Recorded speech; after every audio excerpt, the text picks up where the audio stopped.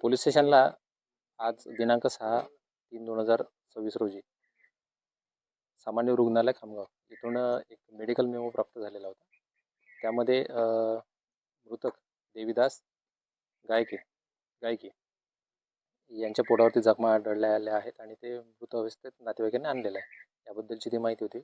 मिळालेल्या माहितीवरून हॉस्पिटलला जाऊन त्या ठिकाणी मृतदेहाची पाहणी केली आणि जे सोबतचे नातेवाईक होते त्यांना विचारपूस केली आणि विचारपूस करून मृतकाची आई सौ ललिता महादेव गायके यांनी जी तोंडी रिपोर्ट दिली त्यावरून मृतकाचा भाऊ मंगेश महादेव गायके याच्याविरुद्ध गुन्हा दाखल केलेला आहे.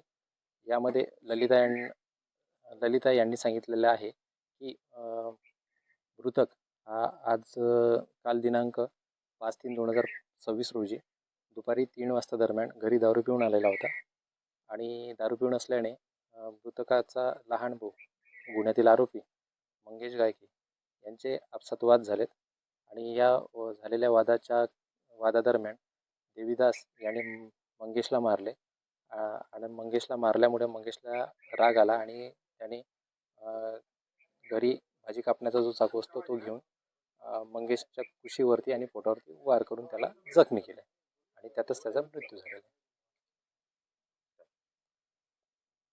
माहिती मिळाल्यानंतर घटनास्थळी येऊन घटनास्थळाची पाहणी केली आणि त्यानंतर आरोपीचा शोध घेऊन आरोपीला ताब्यात घेतलेला आहे आणि पुढील तपास माननीय पोलीस अधीक्षक साहेब निलेश तांबे साहेब, अपर पोलीस अधीक्षक श्री श्रेणिक लोढा साहेब आणि उपविभागीय पोलीस अधिकारी श्री पाटील साहेब यांच्या मार्गदर्शनाखाली आम्ही पुढील तपास करीत आहोत.